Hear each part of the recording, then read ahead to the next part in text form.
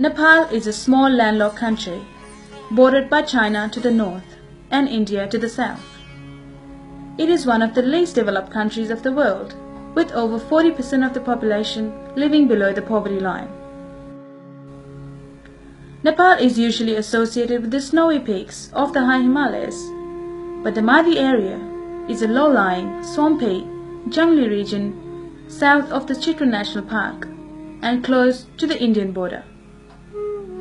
It is one of the world's most scenic areas, but the 40,000 odd people who live there are entirely dependent on subsistence agriculture and completely lack modern facilities like electricity, telephones, and piped water supply.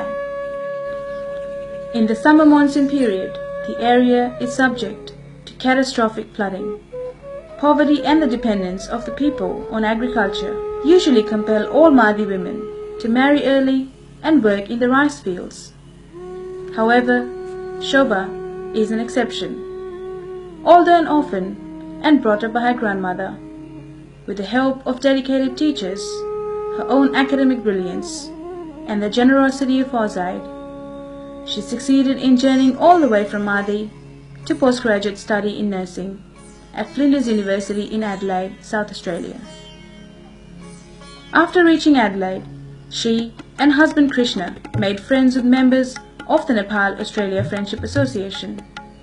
One of them, John, an anthropologist who had spent many years studying the people of Nepal, encouraged her in her ambition to one day return to help her people. To further this idea, he went to Nepal in 2003 to visit the Madhi and returned deeply impressed by the potential of the region and the friendliness of the people. Our rather motley film crew set off from Kathmandu one warm summer's day in May. Our first stop was Bharatpur. Then, with keen anticipation, we set off through the streets of Bharatpur, heading south toward the Chitwan National Park.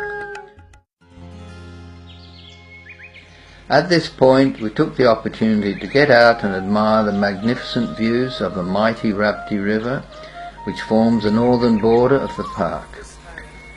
After our papers were checked, we were allowed to continue south through the park, which is about 30 kilometres wide at this point. The river and the surrounding countryside is scenically beautiful. The locals call it the Sorrow of the Madhi because it floods so frequently in the monsoon season and at these times sweeps away people, crops and villages. It also forms an impenetrable barrier to the outside world, isolating the Madhi from the service centre of Bharatpur. The work of building the bridge to the Madhi was started but never completed. For us, crossing the river meant going to a place where we might be cut off by a sudden flood.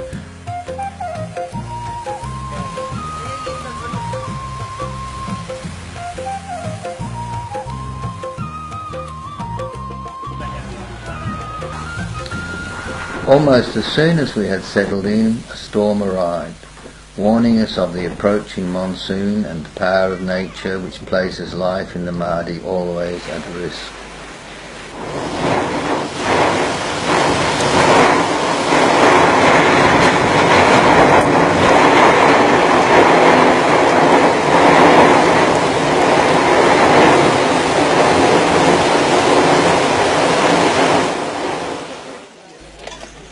The next day the storm had gone and we set off on our first mission, which was to take Shobha home to see her grandmother and fellow villagers.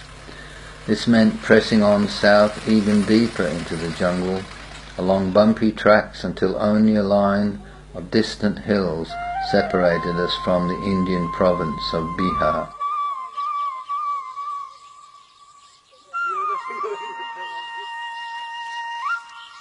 Travelling through this peaceful rural countryside, we soon arrived at Shobha's village of Sitalpur, where we received warm greetings from everyone.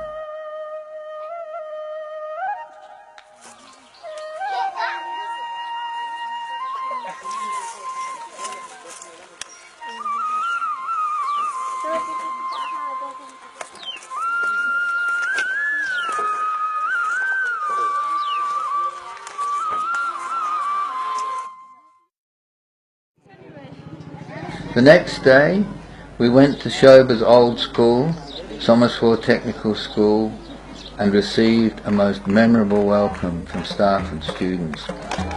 I had no idea this had been planned, and looked in awe at the endless lines of children bearing flowers and wreaths. Every time I glanced up, the line seemed to be getting longer, and I remember two boys coming up to me and showering me with something.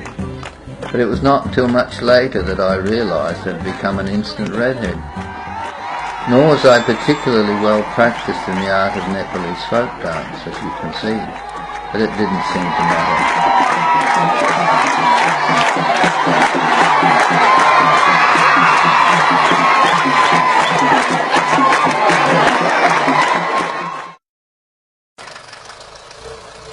Instead of visiting Bhasantapur, we went in the opposite direction, southwards, plunging still deeper into the trackless jungle called the Champavare. Only four-wheel drive vehicles can negotiate the road into this rugged terrain, and it is miles from any shops or schools.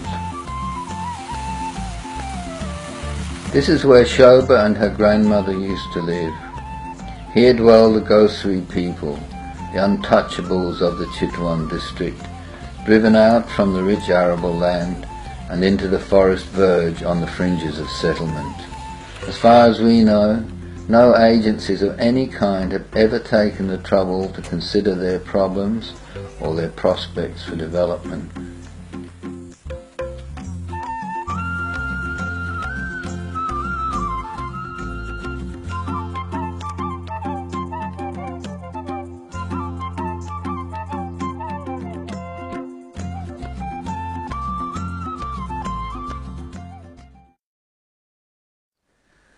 The title of this film, A Bridge to the Mahdi, was chosen because the lack of a bridge across the Raya River is a key factor in isolating the Mahdi people from the rest of Nepal. Of course, funding the bridge is far beyond our means. For us personally, bridge is also a metaphor for a link of friendship and mutual cooperation between us and the people of the Mahdi. This cooperation was initiated by Shoba when she came here to Adelaide, and it was returned in the form of our filmmaking expedition to Nepal. By viewing this film here today, you yourselves are part of the bridge to the Mahdi.